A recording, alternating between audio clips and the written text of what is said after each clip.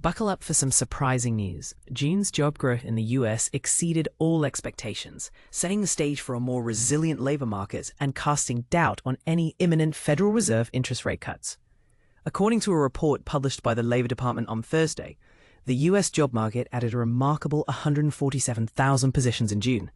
This number surpassed the 110,000 jobs predicted by economists working for the Wall Street Journal, highlighting the unexpected momentum of the labor market. The unemployment rate took a slight dip, dropping from 4.2% in May to 4.1% in June. Healthcare continued to be a solid driving force in adding new jobs, displaying consistent growth across various economic conditions. Additionally, states and local governments increased their recruitment efforts, partly compensating for a decrease in federal government employment. That saw a reduction of 7,000 jobs. Overall, the total rise in government jobs came to about 73,000 positions. Notably, the rescaling of previous months' data revealed even stronger hiring patterns than first reported, with the job additions for April and May being revised upwards by a total of 16,000 jobs.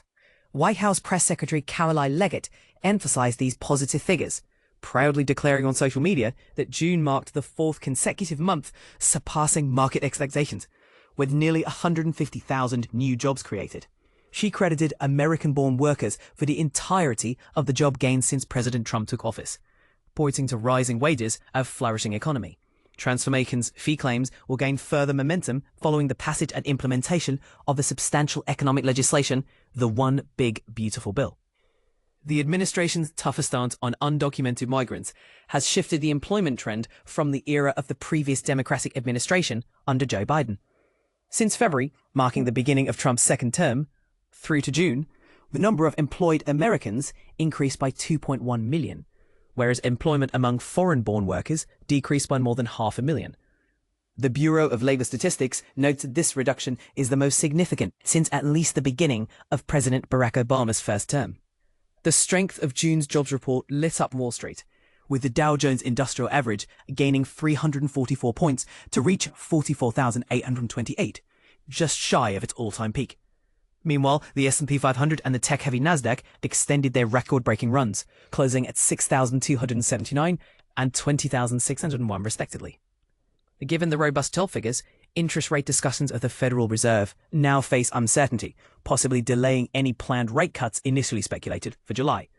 Chris Zaccarelli, Chief Investment Officer at Northlight Asset Management in Charlotte, New York, remarked, "The stronger-than-expected jobs report paired with the continued tax cuts and potential tariff increases when the 90-day pause laxes, make an immediate rate cut look less likely than earlier speculated," adding that a rate adjustment might be postponed possibly until later this quarter or the fourth quarter. Could this decision to hold off on rate cuts frustrate President Trump? He's previously criticized Fed Chair Jerome Powell for being overly cautious, often labeling him as too late in addressing interest rate adjustments. According to a White House spokesperson, the administration's push for deregulation, enhanced domestic energy production, and economic growth-oriented policies should be matched by complementary monetary policies.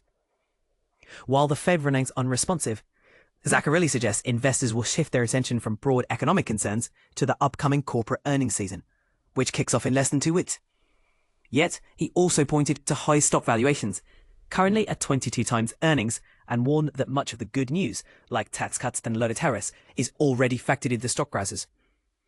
This makes the market more sensitive to unexpected negative developments. You know how you think about the Fed's hesitation to cut rates? Does it signal confidence in the economy's strength, or are we missing opportunities to boost growth? Share your thoughts in the comments.